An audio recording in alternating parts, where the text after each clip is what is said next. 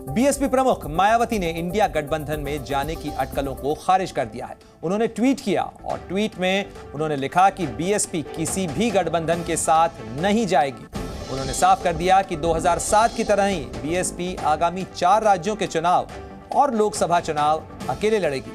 मायावती ने एनडीए और इंडिया गठबंधन पर निशाना साधते हुए दोनों ही गठबंधनों को गरीब विरोधी और जातिवादी बताया है। उन्होंने लिखा कि इंडिया और एनडीए से गठबंधन का किसी तरीके का सवाल ही पैदा नहीं होता। तो उत्तर प्रदेश की पूर्व मुख्यमंत्री और बीएसपी सुप्रीमो मायावती ने फिलहाल दोनों ही गठबंधनों यानी सत्तारूढ़ एनडीए और विपक्ष के इंडिया गठबंधन से समान दूरी दिखाने की कोशिश की है। उन्होंने ट्वीट करते हुए उन तमाम अटकलों को खारिज किया जिसमें कहा जा रहा था कि बीएसपी इंडिया गठबंधन का हिस्सा हो सकती है। तो गठबंधन में जाने का सवाल ही नहीं है, यह बड़ी बात कही है बीएसपी अध्यक्ष मायावती ने। उन्होंने कहा दोनों ही गठबंधन गरीब विरोधी और जातिवादी हैं, यानी एनडीए और इंडिया दोनों ही में नहीं जाएगी बीएसपी। यह बड़ी बात कही है बीएसपी सुप्रीमो मायावती ने। और साथ ही उन्होंने कहा कि बीएसपी से गठबंधन के लिए सभी आतुर हैं।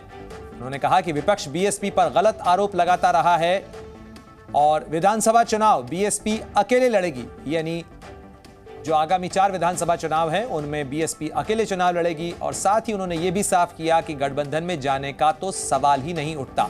दोनों ही गठबंधनों पर गरीब विरोधी और जातिवादी होने का आरोप लगाया है बीएसपी अध्यक्ष मायावती ने। क्या कुछ उन्होंने कहा, जरा सुनवाते हैं आपको। नेशनल टेलीविजनों पर चर्चाएं रही हैं कि 40 सीटें हमने डिमांड करी हैं और 31 उन्होंने ऑफर कर दी हैं। एक चीज तो बिल्कुल क्लियर हो गई है कि जितने भी लोग अफवाह और गुमराह कर रहे थे कि इनके पीछे ईडी लगी है, सीबीआई लगी है, इनकम टैक्स लगी है, तो अगर खुल के इन्हीं की बात को मान लिया जाए और खुल के सीट मांगी है 40, तो इसका मतलब जो कि बहन जी डर रही है, तो ये सारी अफवाहें थी अगर इन्हीं की बात को मान लिया जाए। पर जहां तक मुझे लगता है कुमारी बहन मायावती जी बहुत दिल में दिमाग में चोट खाई बैठी हैं। जो इन्होंने 7 विधायक तोड़ के डाका डाला मध्य प्रदेश में, 6 विधायक तोड़ के डाका डाला राजस्थान में, 3 विधायक तोड़ के डाका डाला उत्तराखंड में। जब तक उन्हें वापस नहीं करेंगे, जब तक माफी नहीं मांगेंगे उसकी, ये कांग्रेस जो विपक्ष में, जो इंडिया में खास करके जो सबसे बड़ी पार्टी है, तो जब तक मुझे तो लगता नहीं है कुछ भी होने वाला है। सुना आपने किस तरीके से बीएसपी सांसद मलुक नागर कह रहे हैं कि मायावती ने जो कुछ भी रणनीति अपनाई है उस पर कहीं न कहीं उनके पिछले अनुभव भी शामिल है। इस खबर पर ज्यादा जानकारी के लिए सीधे रुख करते हैं जी न्यूज संवाददाता विशाल रघुवंशी हमारे साथ जुड़ गए हैं। विशाल, जिस तरीके से अटकलें लगाई जा रही थी, कहीं न कहीं ये जो पूरा सियासी खेल है वो फिलहाल इस पैंतरे के साथ में उलझता हुआ नजर आ रहा है, क्योंकि सीटों के बंटवारे से लेकर जो सियासी समीकरण बन रहा था, अटकलें लग रही थी कि वो इंडिया गठबंधन के साथ जा सकती हैं। तो क्या कुछ इसके मायने निकाले जाएं और अब उनकी रणनीति क्या होगी?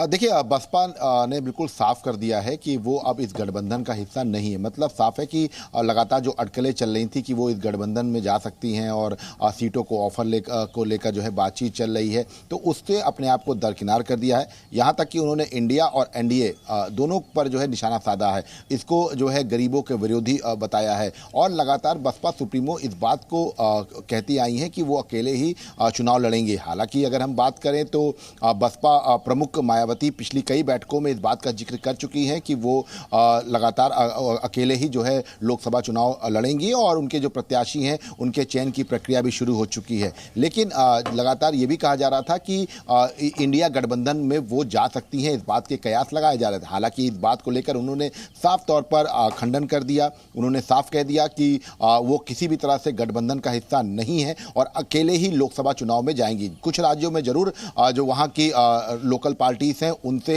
गठबंधन किया जा सकता है, लेकिन वो इंडिया गठबंधन के साथ बिल्कुल नहीं जा रही हैं। इस बात को उन्होंने साफ तौर पर उत्तर प्रदेश की पूर्व मुख्यमंत्री और बीएसपी सुप्रीमो का ये जो बयान आया है सोशल मीडिया पर, जिस तरीके से उन्होंने ट्वीट किया है, जाहिर तौर पर इसकी टाइमिंग भी बहुत महत्वपूर्ण हो जाती है, क्योंकि इंडिया गठबंधन की मुंबई में बैठक होने वाली है। उससे पहले कई बार बैक चैनल से उनसे संपर्क भी किया गया। उन्होंने इस बात को स्वीकारा भी कि बीएसपी से गठबंधन करने के लिए हर कोई आतुर है। लेकिन इसकी टाइमिंग को लेकर आपको क्या लगता है? क्या उन्होंने एक तरीके से सार्वजनिक ऐलान किया है उस बैठक से पहले अपनी पोजीशन क्लियर करने के लिए?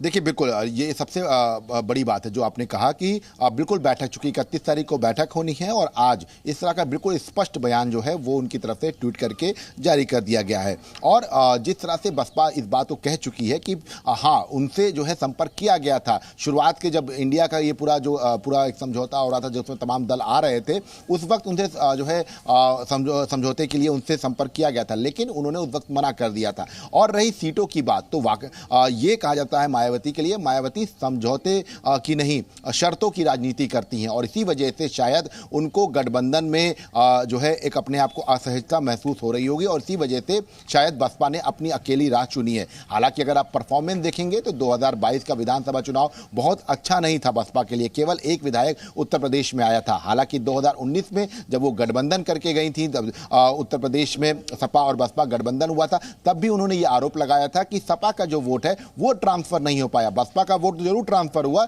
लेकिन सपा का वोट ट्रांसफर नहीं हुआ, ये आरोप उन्होंने लगाया था। तो यही शायद वजह है सबसे बड़ी कि बसपा सुप्रीमो को ये लगता है कि उनका जो एक नया समीकरण है जिसमें बिल्कुल विशाल, निश्चित रूप से 2007 में और उससे पहले भी उत्तर प्रदेश की सरकार में मुख्यमंत्री रह चुकी मायावती इस समय काफी सियासी तौर पर कमजोर जमीन पर खड़ी नजर आ रही हैं। शुक्रिया आपका तमाम जानकारी के लिए।